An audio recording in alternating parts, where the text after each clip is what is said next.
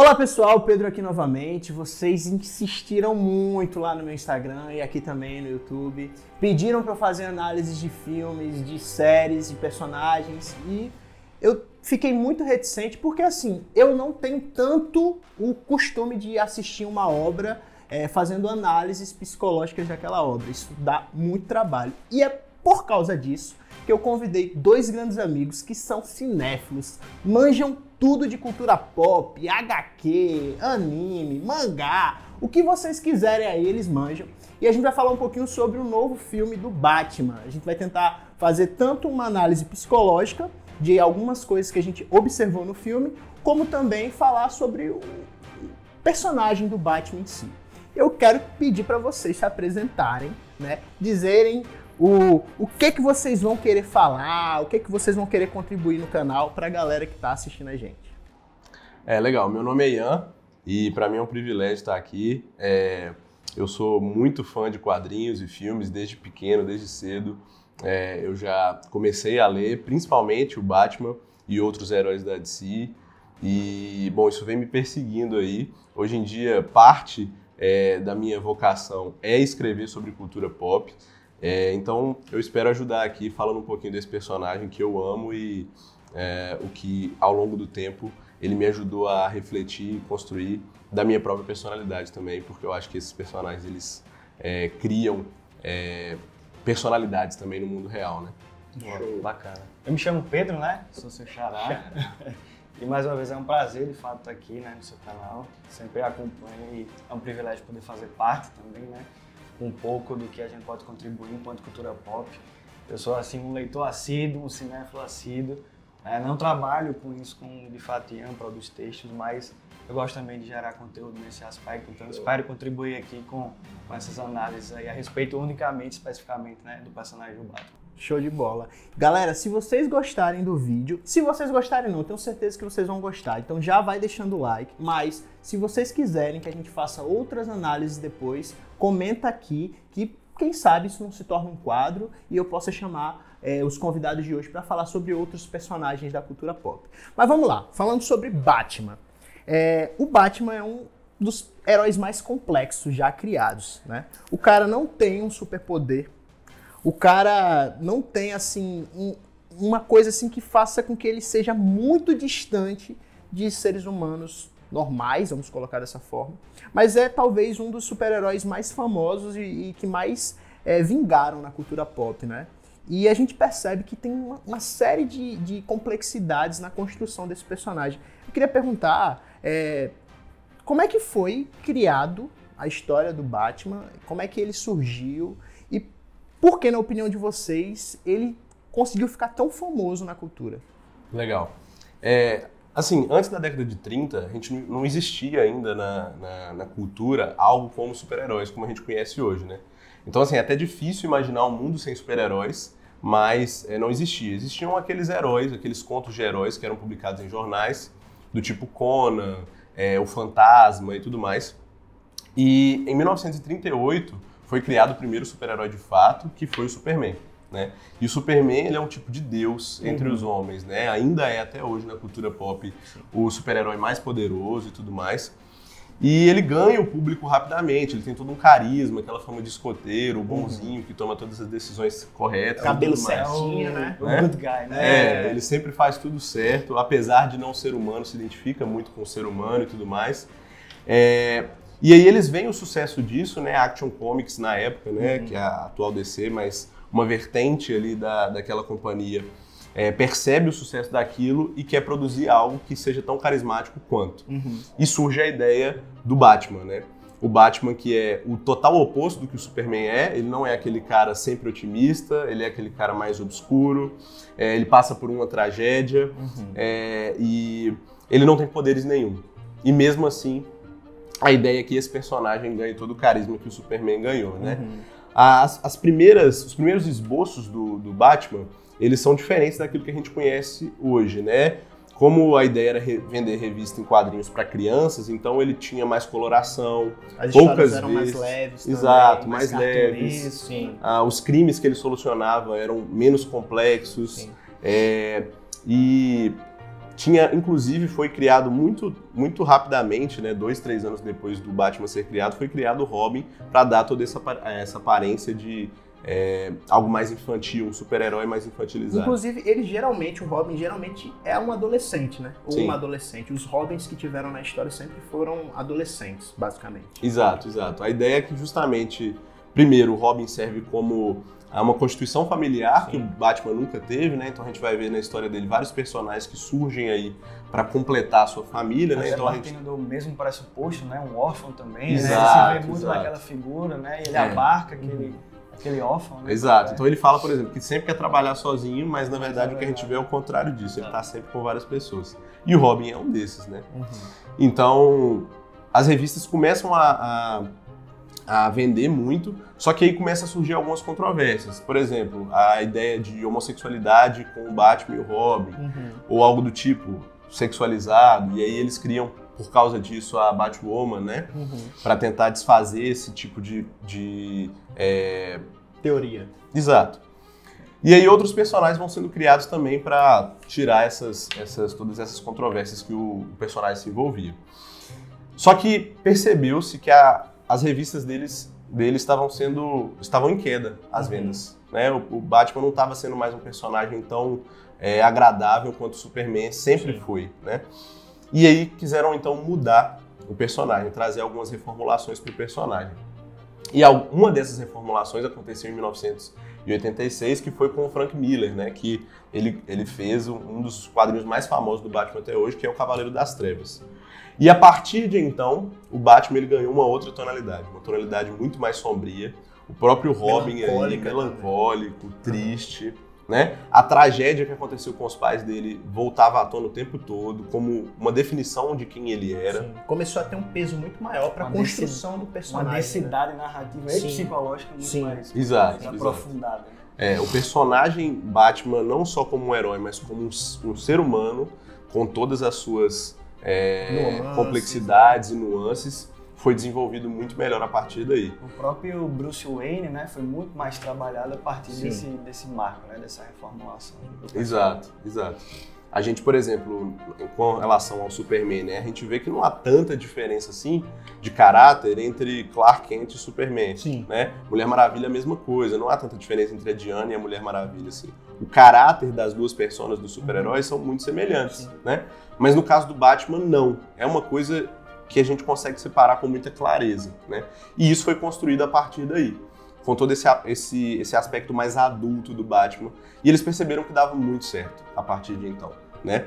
Os consumidores de quadrinhos já não eram só mais as crianças, então as revistas em quadrinhos começaram a ser direcionadas também para um público mais adulto.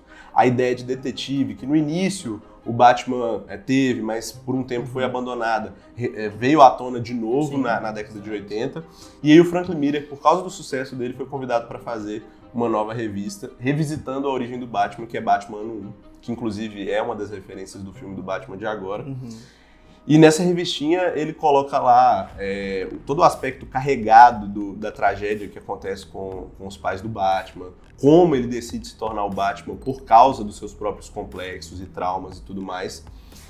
E o Batman que a gente conhece hoje começa a se tornar sedimentado a partir dessa revista. Perfeito. Vários outros autores eles fazem reformulações do personagem ao longo do tempo, a gente conhece várias até então, mas foi o Frank Miller de fato e depois o Jeff Loeb, né, com o Longo do Dia das Bruxas, que é a sequência de Ano 1. Foram esses dois caras que sedimentaram o personagem como ele é hoje, toda a sua complexidade e tal. Perfeito. O que tu achou, Pedro, sobre esse filme específico, The Batman, né, que foi lançado esse mês? Na tua opinião, existe uma diferença muito notória desse Batman pro Batman da trilogia O Cavaleiro das Trevas, por exemplo, ou de outros Batmans que foram criados antes? Então, eu acho que eu vou começar já polemizando, tá? Se for pra ficar em casa sem polemizar, eu nem saio. Então, eu já vou começar desse jeito, dizendo que pra mim, essa é a melhor composição do personagem do Batman já apresentado ali nas telas de cinema. Né? Acho que é unânime nessa mesma. Acho que, né, talvez seja unânime aqui, não sei com o pessoal que tá assistindo, mas... Se não for, comenta aí se você concorda ou discorda comigo. Mas o porquê disso, né? Eu acho que as decisões que são tomadas pela direção do Matt Reeves e pela composição do personagem do próprio Robert Pattinson são muito acertadas. Todas as outras vertentes do Batman focalizaram muito mais em um único aspecto, que é aquele aspecto da fisicalidade, da brutalidade, da força, do combate. Claro que tudo isso existe nesse filme, e de forma muito visceral até, talvez sendo um filme mais violento do Porque Batman. ele é mais violento. Ele é mais violento, né, quando ele entra em combate. Mas tudo isso é justificado justamente pela construção da identidade do personagem. Eu acho que o personagem ele é muito bem construído nisso.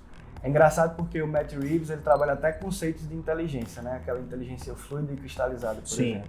Ele apresenta o personagem de forma muito fluida na narrativa.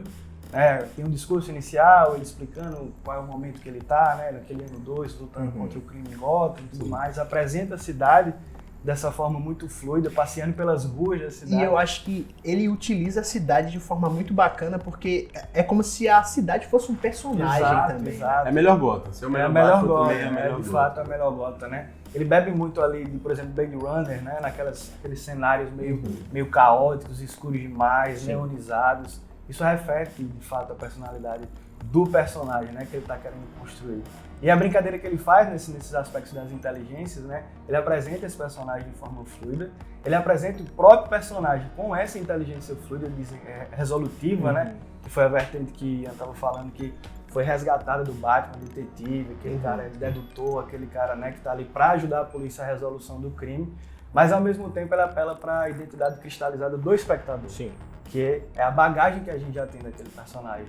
Ele não precisa voltar à origem daquele personagem, ele não precisa trazer de volta o trauma que aquele personagem passou cinematograficamente falando. E é muito legal porque, tipo, quando a gente vê em outros filmes a cena do que acontece com o Bruce, a gente deixa de reparar que a gente tá vendo aquela história, mas que ele revê aquela mesma cena várias vezes. Exato. Só que nesse filme, quando o Matt Reeves filma o Batman encontrando com aquela criança, né, no primeiro crime, que é uma criança agora órfã, poxa, você vê no olhar do Robert Pattinson que aquela cena tá sendo recriada. E a gente que é telespectador tá vendo aquilo acontecer. A gente já sabe disso. Sem ver, né? E o Matt Reeves ele aproveita muito disso. Ele é muito bom nessa focalização do olhar. Nos trabalhos anteriores dele, por exemplo, Planeta dos Macacos, ele faz muito bem isso no César, né? Quando ele focaliza nos olhos do César para transmitir a emoção. Então ele faz isso de forma incrível com o Robert Pattinson, que tá numa composição assim de atuação extraordinária, né? Se entregou ao personagem. Através do olhar dele a gente sente o peso, a gente sente o trauma, a gente sente a dor, a gente sente o ódio que o faz denominar-se vingança. Ele se diz, né, que é vingança. E a gente vê isso nos olhos dele, né? Ele é vingança. E isso, cara, o Matt Reeves soube construir muito bem nesse filme, que é diferente dos outros, por exemplo, né? E a própria dualidade que existe nisso, da construção do Batman, né, como esse cara vingativo, como esse cara que não está tão preocupado inicialmente com a cidade em si, mas apenas em expressar o seu ódio, a sua revolta pela perda dos seus pais, né? E como ele constrói isso também no paralelo com o personagem do Charada, né? Que eles partem do mesmo, praticamente a mesma motivação, o mesmo ponto inicial, ambos buscando vingança, ambos usando os meios violentos para obter essa vingança. Mas diferente do Charada, o Batman passa por aquele arco do herói, né? Exato. A jornada do herói, né? Que o Joseph Campbell fala muito bem naquele livro, O Herói de Mil Faces, né? Que o herói sai do ponto A e vai para o ponto B, né? Com uma evolução pessoal, um crescimento, e ele sai da vingança e passa a ser a esperança no final do filme, né?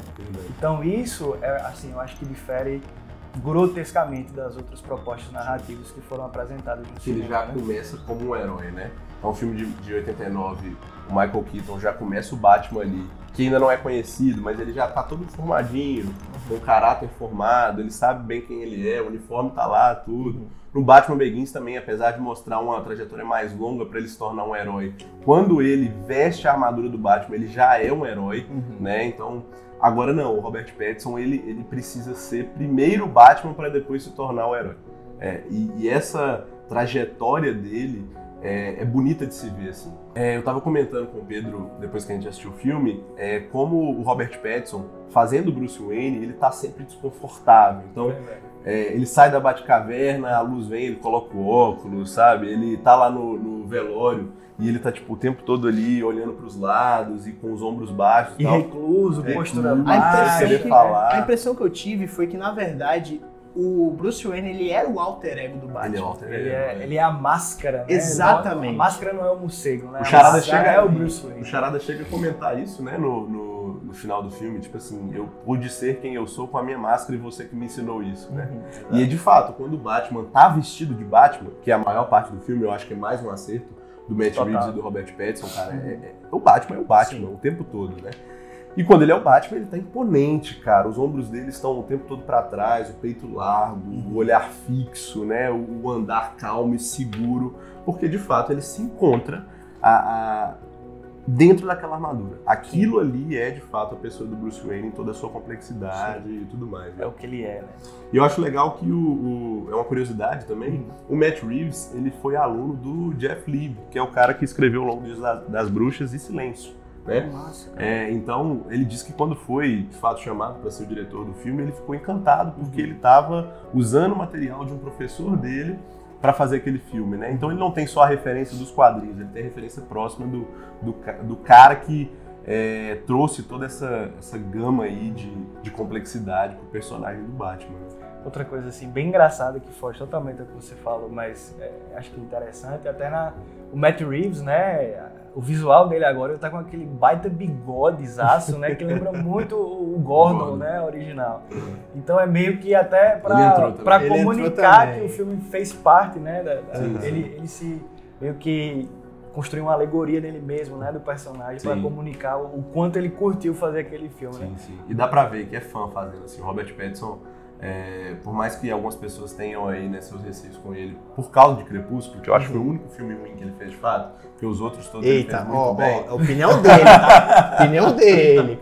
Eu confesso que no começo eu tive meus receios, apesar dele ir bons papéis, como por exemplo O Farol, Cosmópolis, assim, são filmes que trabalham muito a psique, então eu achei que ele iria trabalhar isso muito bem. Porém eu falei, mas caraca, quando o cara vestir a máscara do Batman, como é que vai ser? E aí eu tive que morder minha língua e de fato ele muito bom mesmo. Consegue transmitir. Ele é um personagem dramático da forma que o Christian Bale não conseguiu ser. Né? E a gente nem fala dos anteriores, porque, cara, George Clooney, Michael Keaton, o Val Kilmer, nenhum deles conseguiam trazer a densidade emocional que o Batman precisa. Mas o Robert Pattinson conseguiu fazer isso de forma, assim, sensacional. E detalhe, se você for comparar com os outros filmes, esse filme talvez seja o filme que o Batman em si menos fala. É um filme muito mais focalizado a, por exemplo, olhares, postura, expressão corporal do que necessariamente linhas de diálogo. Né? Porque eu achei que dessa vez o Batman ele foi retratado de forma muito mais gótica, muito mais deprimida. Inclusive, existem teorias, né, de que o Batman ele sofre de depressão. Eu particularmente não concordo com essa teoria, porque eu acho que faltam algumas características para a gente fechar o diagnóstico de depressão. Mas existe um outro tipo de transtorno que é chamado de distimia. Não chega a ser uma depressão, mas é como se a pessoa sempre tivesse melancólica, nunca fosse uma pessoa que fosse entusiasmada com nada. Eu achei que o Robert Pattinson conseguiu chegar nesse ponto de retratar o Batman de forma mais dark mesmo, sabe? Então, as grandes referências do Matt Reeves, né? Ele disse que foi Batman 1, que a gente já citou, O Longo Dia das Bruxas, do Jeff Lieb, e Ego, né? Que essa revistinha aqui, inclusive, a gente vai colocar, né, todas as... Vamos deixar na descrição para vocês obterem todas essas HQs que estão Essa HQ é incrível. Incrível, incrível. É uma revista antiga, ela passou muito tempo, essa é a versão antiga dela, já tem uma versão nova aí, encadernada dela e tal, mas passou muitos anos aí sem ser republicada no Brasil. E é uma revista que os fãs brasileiros gostam muito, porque ela é pequena. E não somente os fãs, mas eu acho que todo psicólogo, estudante de psicologia, deveria, de fato. E deveria, se não leu, né, procurar, porque trabalha muito essa dualidade, né, do ego com o alter ego. Sim. Tem toda a teoria de Freud ali, né, e tudo mais. Mas é uma revista pequena, resumida, assim, que resume muito bem a história do Batman, né. Só para explicar ao pessoal que não leu ainda, nessa revista, o Batman, ele tá numa missão de prender o Coringa e todos os capangas dele e tal. E resta um que está foragido, que foi um cara que ajudou o Batman entregando algumas informações do Coringa e tal. E ele chega numa das pontes de Gotham e esse cara tá querendo se suicidar. E o Batman tenta salvar ele. Ele diz, olha, o Coringa ele vai sair, você só prende ele, você nunca mata ele, mas ele sempre sai, sempre faz tudo de novo, entendeu? Então você tá sendo totalmente irresponsável com isso, e quando ele sair, ele vai matar a minha família, né? E para prevenir isso, porque ele é um cara cruel, ele vai torturar todo mundo, eu já matei minha filha e minha mulher. E eu vou me matar agora, e o cara se mata. Na frente do Batman. Na frente do Batman. E aí o Batman fica desesperado com aquilo, ele volta pra Batcaverna, assim, insano já, sabe? Quase se mata também. E naquele momento ele tem, no imaginário, né? Tudo isso é representado na cena pra gente, no desenho, mas ele começa a dialogar então com a persona do Batman, um morcego gigante ali, um pouco mais monstruoso do que a armadura do Batman. A persona do Batman e a persona do Bruce Wayne se separam e eles começam a dialogar ali. E nesse diálogo, o Batman diz o seguinte, olha, desde o dia que você perdeu seus pais, eu me libertei. E eu sou o medo, eu sou a persona do medo, e sou eu que faço você seguir em frente, sou eu que te deixo vivo e tudo mais. Só que você tenta me controlar, porque você não deixa que eu mate, você não deixa que eu de fato faça aquilo que eu vim fazer, que é externalizar o medo para as outras pessoas, dar medo às outras pessoas e tornar a Gotham segura, né? E aí o Batman fala, e aí o Bruce, né, no caso, fala, olha, a gente não pode matar. Esse é o nosso limite. Essa é a linha, essa é a linha tênue. Não pode ser cruzada. Não pode ser cruzada, né? Isso não é uma coisa do Batman desde a origem. O Batman, na sua origem, né, quando ele foi criado, ele usava arma, matava e tudo mais.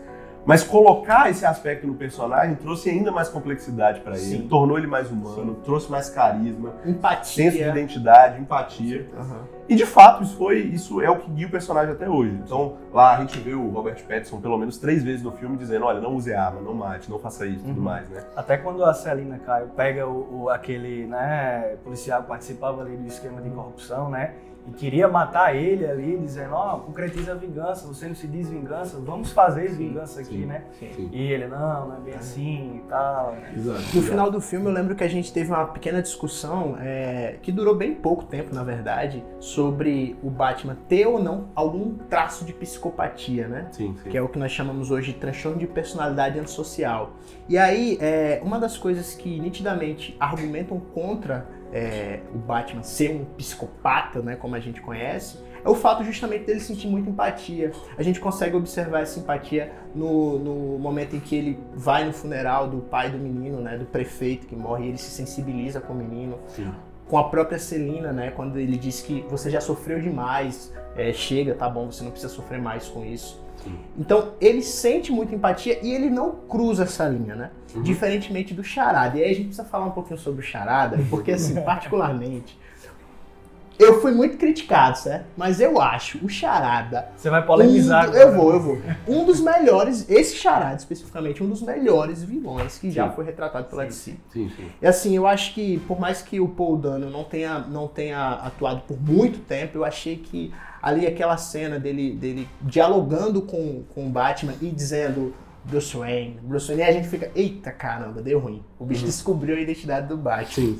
E a forma até como o Matt Reeves faz, né, de colocar os dois frente a frente conversando, eu achei uma das cenas mais fantásticas que eu já vi. E é legal que tipo, o reflexo de um aparece no vidro enquanto o outro está falando o tempo todo. Mesmo que a cena vire e a câmera vire, né? Exatamente. E eu queria saber de vocês, assim, o que vocês acharam desse Charada? O Charada, diferentemente do Batman, nitidamente tem psicopatia ali. Ele tem um traço fortíssimo de psicopatia, ele não sente empatia, ele faz as coisas assim, pensando naquilo que ele acha ser o correto, mas também sem se preocupar com nenhuma pessoa. Eu queria que vocês comentassem um pouquinho sobre o Charada. Qual a opinião que vocês tiveram da construção desse personagem que, pela primeira vez, talvez, foi retratado de forma mais fiel aos quadrinhos. Eu gosto do Jim Carrey. O Jim Carrey é uma grande alegoria, né? É bem cartunesco, né? Ele é Jim Carrey, né? Ele não é o Charada, né? Ele é o Jim Carrey. Mas, assim, como você falou, né? É interessante como é construída essa dualidade do Charada com o próprio personagem do Robert Pattinson, né? O Batman. E como isso é feito através dos elementos cinematográficos, por exemplo. Se a gente for ver a apresentação do personagem, dos dois inicialmente, a gente pega ali aquela cena do Charada, em que ele tá ali já a espreita do prefeito e tal, né, pra matar, no final é spoiler porque tem no trailer também, tá, pessoal? Então, mas assim, esse vídeo tem spoiler, galera. Tem spoiler. Desculpa não ter avisado, mas a gente vai deixar. A gente mas até uma incompetência até nessa altura você não ter assistido, Pois é, isso aí é culpa tua, não é culpa nossa não. E aí, né, esse traço, né, ele ali já espreita pra assassinar o prefeito, e o Batman também a espreita, por exemplo, quando ele tá observando ali a Selina Kyle no apartamento. E quando ele é apresentado em cena, o Batman está em desfoque, ele caminha ali pelos policiais, mas o foco não é ele, o foco são os policiais. E quando ele entra na cena, ele entra desfocado e o Matt Reeves foca ele. Sim. Diferente da apresentação, por exemplo, do Charada, que começa em foco, mas é desfocado. Muito bom. Aí você pensa, poxa, analisando, teoricamente não quer dizer nada, mas ali ele já está dizendo muito. Sim. Ele já está dizendo que o personagem do Robert Pattinson, Batman, ele vai se encontrar em uma jornada em que ele vai crescer, ele vai focalizar para o eu dele, diferente do Charada, que começa em foco e é desfocalizado, porque ele vai distorcer-se ao decorrer da narrativa. Então já são elementos que provam e mostram, né, essa dualidade dos dois e como foi muito bem construído o personagem do Charada. Eu acho que para todo mundo uma das coisas que foi mais impactante é a proximidade dos dias atuais, né? Sim. Da realidade do que a gente vive.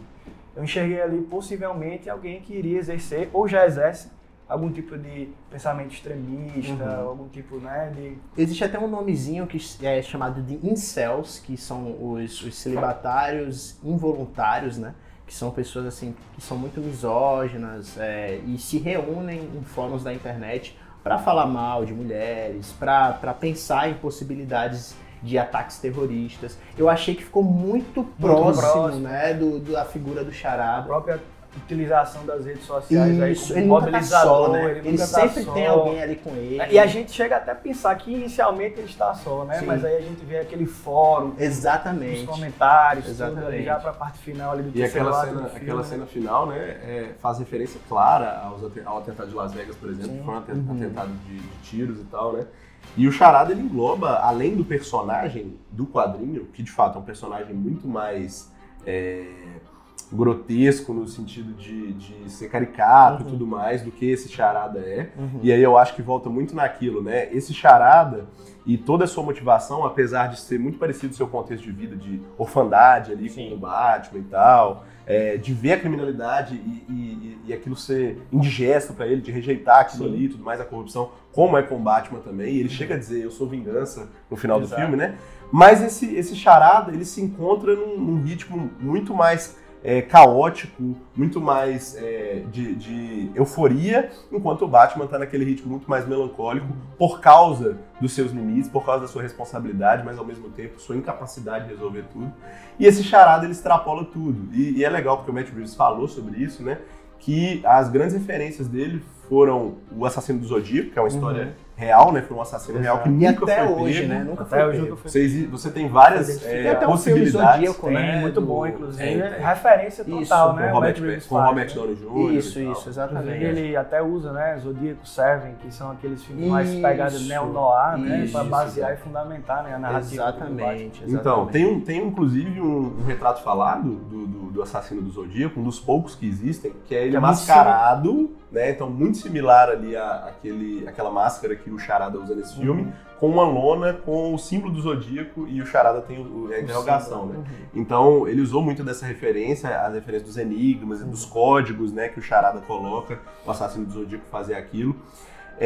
Mas ao mesmo tempo, esse Charada, ele pega um pouco tanto do assassino do feriado, que é o vilão da história do Longo Dia das Bruxas, que é um assassino que mata os corruptos de Gotham, assassina os corruptos de Gotham, e o Batman só pega ele no final. E no final dessa história, as pessoas acham que sabem quem é o assassino, mas mesmo assim elas não descobrem, fica uma interrogação.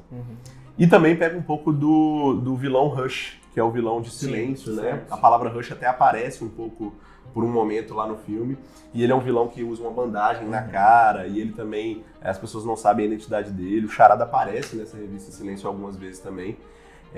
Então assim, o Matt Reeves, ele usou tipo, o melhor dos mundos de todos os vilões, histórias reais e filmes e referências, para criar um personagem que o pouco tempo de tela que ele tem, ele entrega muito, né? E o Paul Dano, assim, ele nunca fez uma pessoa normal no cinema, cara. Ele tem um talento absurdo. Né? Pra fazer pessoas anormais, né? Sim, sim. E ele consegue entregar toda a loucura que, assim, os vilões do Batman, em regra, tem. O Paul Dano consegue fazer de forma que eu só tinha visto, de fato, o Coringa do Heath Ledger fazer, né? Ele consegue alcançar esses Uma termos. sacada muito boa também é que quando ele é pego lá na cafeteria, né? Quando ele é preso, o cara é um nerdoca, né? Exato. Óculosinho, tal, recluso, casaquinho. Ele seria fã do Batman. Exato. Ele estaria aqui com a Ele gente. estaria aqui com a Então, o que mais ainda traz ele para uma proximidade de identificação com o público, né? Assim, é por isso que dá tanto medo. Muito palpável aquilo ali ser uma realidade, né? A gente lidar com uma pessoa daquela, como a gente já viu vários Inclusive, casos, no lançamento de Cavaleiro das Trevas, na trilogia do Nolan, teve um ataque terrorista na sala de cinema de um cara vestido de Coringa. Exatamente. Existe uma psicóloga americana que ela colocou o Batman no divã, né? E ela escreveu um livro, What's the Matter with Batman, né? O que está acontecendo com o Batman? O que acontece com a mente dele? E ela fala justamente que não dá para fechar um diagnóstico psiquiátrico do Batman, porque ele tem características de diferentes transtornos. Transtorno do estresse pós-traumático, né? Que é basicamente o que norteia toda a narrativa, que é o assassinato dos pais dele, quando ele é uma criança, e aí depois ele tem aquela necessidade de controle. Ele é um cara obcecado também por controle, por ordem, né? Colocar ordem e deixar Gotham uma cidade segura. Então todas as noites ele sai, o que apontaria também alguns traços de obsessão e compulsão. Tem um quadrinho, né, que é o Torre de Babel, que mostra que o Batman tem um plano de contingência para todos os Exatamente, perfeito exemplo. Então assim, ele tem que controlar tudo. Ele tem que saber derrotar o Super-Homem, ele tem que saber derrotar o Flash, a Mulher Maravilha. Porque se um deles virar um vilão, o Exato. cara já tá preparado. Exatamente. E é interessante porque ele é considerado o herói incorruptível. Isso. Ele é aquele cara que ninguém tem um plano de contingência pro Batman, saca? Mas ele precisa ter para todo mundo porque ele acha que o poder de trazer ordem, de salvar tudo, está nele. Né? Então, o que aconteceria se o Batman fosse o vilão de fato? Né? Esse é o problema. Porque se ele quer controlar tudo, Quem nesse controla sentido, ele, né? quem controla o Batman? Perfeito. E aí a gente vê também a questão do transtorno de personalidade dissociativo, né? Que a gente até já discutiu, que são duas pessoas claramente diferentes. Né? A gente estava até comentando que não existe muita diferença do Superman pro Clark Kent, Isso. Ou, sei lá, da Mulher Maravilha pra Diana, mas a gente percebe uma diferença clara entre Bruce Wayne e o Batman. E existe também a possibilidade, né, segundo alguns, dele ter uma depressão, que eu particularmente não concordo muito. Mas, mediante a tudo isso que a gente já discutiu aqui, o que vocês acham que vai acontecer quando esse Batman, do Robert Pattinson, se deparar com um Coringa que aparece no final do filme? Porque certamente no próximo tem um Coringa filme, lá, spoiler. mais um, tá? Desculpa. Mas assim, o que vocês acham que vai acontecer nesse universo que foi criado por Matt Reeves? Quais são as teorias que vocês têm sobre a continuidade desse filme? Legal. Se o Coringa viesse agora, no início, né, antes do Charada, a gente teria um problema muito grande, porque a gente tem um Batman, não só no início de carreira ali, né, no seu segundo ano e tudo mais, ainda muito jovem, né?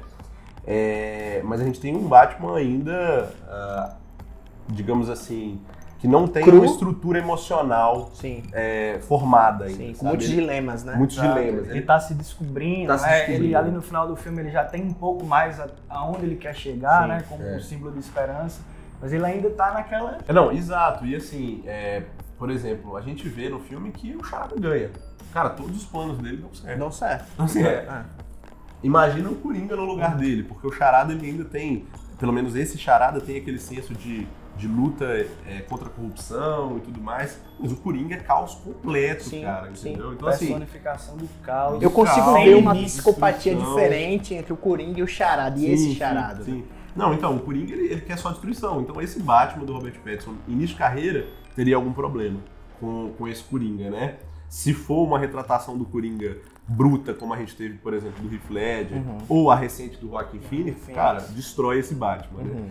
Mas, como a gente tem ali no final o Batman alcançando um pouco mais de de clareza quanto ao seu propósito, de objetividade, o que ele precisa fazer, o que ele precisa melhorar e tudo isso, e se preparar, cara, porque, bom, o Batman, ele cria os seus vilões. Isso em todas as histórias do Batman, toda a mitologia do Batman é muito claro. Ele tem os melhores vilões, né? Isso é inegável. E o fato dele existir traz à vida esses vilões, né? Então, na série Arkham, né, Asilo Arkham, o Batman, ocorre um motim lá no asilo e ele é chamado para ir até o asilo e o Coringa leva ele para algumas celas, assim, em alguns departamentos onde estão alguns vilões e eles têm alguns diálogos e o Coringa fala, cara, olha, você faz parte disso aqui, a sua insanidade, a nossa insanidade é a mesma coisa. É a constatação, né, que ele faz no final, né? Isso. Que talvez ele se sentisse em casa ali no asilo. Né? Ele diz, olha, eu tenho medo de entrar no ar com as portas fecharem e eu me sentir em casa, né?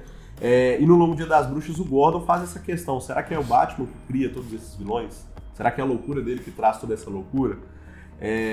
Então, ele precisa também, à medida que esses vilões vão surgindo, se desenvolver. Ele precisa se desenvolver, ele precisa se reformular, ele precisa se afirmar, né? Crescer como personagem. Eu acho que, se houver uma continuação, eu acho que pelo sucesso vai ter. Provavelmente. Né? Vai ter. O Matt Reeves, ele precisa agora dar outro tom. Não dá pra continuar com o mesmo tom. Foi muito bom, mas o Batman não é só aquilo ali, né? Você falou um pouco sobre melancolia, sobre esse estilo gótico. A origem, o início da carreira ali de herói do Batman, ela é assim, né? Até porque ele tá aprendendo, né? Ele tá com medo ainda, né? Ele ainda não é um super-herói, ele é um herói. Ele se torna um super-herói à medida que o tempo passa. Por exemplo, a gente vê nesse filme, em um momento lá, o Batman ele vai subir um prédio e ele vai pular, né? Ele vai abrir meio que é o prédio da polícia, né? Da polícia. Cara, quando ele chega na beirada do precipício ali, ele hesita, trava. Né? E essa cena do Robert Pattinson é legal, a forma como ele atua, ele trava, assim, ele tá com medo, mas ele vai e pula, né? Enfim, é um cara que quer se matar o tempo todo. E quer ter essa adrenalina e vencer seus medos e tal. Isso ele tem que passar por isso. Né? Ele não pode continuar com isso tem tudo a ver com a construção do Batman, né? Eu lembro daquele episódio em que ele encara morcegos, né? Que era um grande medo que ele tinha. E aí... No Begins, né? Exatamente, no início. E aí ele... Na caverna, né? Ele é exposto, né? O que a gente chama de exposição, só que a gente faz de forma gradual, ele fez de forma muito abrupta, né? Choque de realidade. Exatamente. Mas eu queria perguntar uma coisa pra vocês, porque realmente eu não sei dessa informação. Eu não conheço até que ponto isso é verdade ou não, mas no filme é retratado que a Martha Wayne, ela tinha transtornos mentais, que ela inclusive foi internada no Asilo Arkham. Sim, ela era da família Arkham. Da família Arkham, né? E aí eu queria saber se isso é verdade, porque isso faz muito sentido, tendo em vista que pra psiquiatria, quando os pais têm transtornos mentais, não sempre, mas os filhos acabam tendo uma propensão maior a desenvolver transtornos mentais também. Então, de fato, a Martha, ela tinha transtornos mentais, isso foi uma licença que o Matt Reeves pegou. Explica aí pra gente. Então, de fato, na origem do Batman como nós conhecemos, pelo menos aquela a mais famosa, né, a da década de 80, clássica do Frank Miller e tudo mais, Alan Moore e tal, Alex Ross, a gente não tem essa narrativa de que a mãe dele tem algum problema psicológico, uma disfunção e tal, insanidade, nem que ela faz parte dessa família Arkham, né? Mas, quando você tem a reformulação de alguns personagens, no 952, né, que é uma fase de transição ali da DC, que ela tenta trazer uma nova origem para todos os heróis. Todas as origens dos heróis. Isso. Né? Então a gente tem toda a história, por exemplo, de Krypton, como uma civilização que é retratada, por exemplo, em Homem de Aço, tudo isso, a Mulher Maravilha, como filha de Zeus, todas essas coisas assim são trazidas no 952, e o Batman passa um pouco por essa reformulação também. E aí, a gente tem um quadrinho chamado Terra 1, onde conta-se que a Martha, ela vem aí dessa família Arkham, e o nome de solteira dela, né? E ela tem algum tipo de insanidade e tal. Eu particularmente não curto muito isso, porque eu acho que tira de foco a experiência singular que o Bruce teve ali na infância dele, né? E os reflexos disso, né? Os reflexos disso. O Batman não só é o Batman porque ele é insano, né? Tem isso também, isso é uma parte, mas assim... Um aspecto, aspecto da identidade. Tem todo um outro aspecto. Algumas pessoas até falam, cara, o cara se veste de morcego e sai batendo em pobre na cidade, né? Tem Talvez até ser cancelado. Tem até o meme que diz, né, que eu achei engraçado isso, que o Batman, né, tem uma foto ele batendo, né, em um bandido e a legenda é: o Batman bate, mas quem mata é Deus. Você bate, deixa o cara lá e paciência. Então tem todo esse aspecto, mas o Matt Reeves não está de todo errado em adicionar essa referência, não, né? Esse filme do Reeves, ele tem tanta coisa boa de pra tantos gente analisar, quadrinhos, né? Que ele é uma coisa, ele é uma criatura própria, ele é uma entidade própria, né? A gente tem algumas referências mais fortes, né, como o Longo Dia das Bruxas, como o Ano 1 e tudo mais, como o Ego, mas ele é uma coisa totalmente nova, ele cria uma coisa totalmente nova ali. Então, assim, por causa disso, e como ele usa, ele não se aprofunda muito naquilo, no fato da mãe dele ser insana. Eu acho legal que eles não, em nenhum momento deixam claro quem matou os pais dele. Pô, foi Gotham.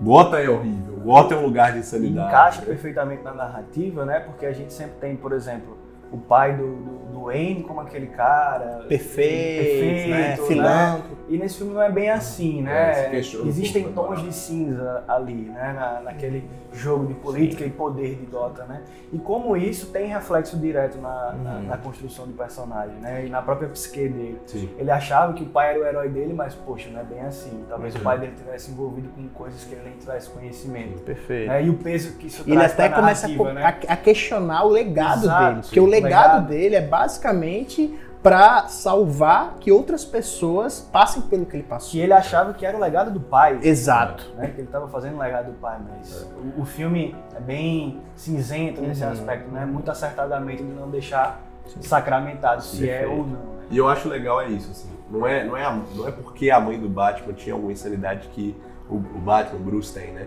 Cara, é Gotham, o problema é Gotham, né? Inclusive o nome Gotham, ele foi extraído de uma vila inglesa que era conhecida como Vila dos Loucos, né? E o nome dessa vila era apelidada de Gotham.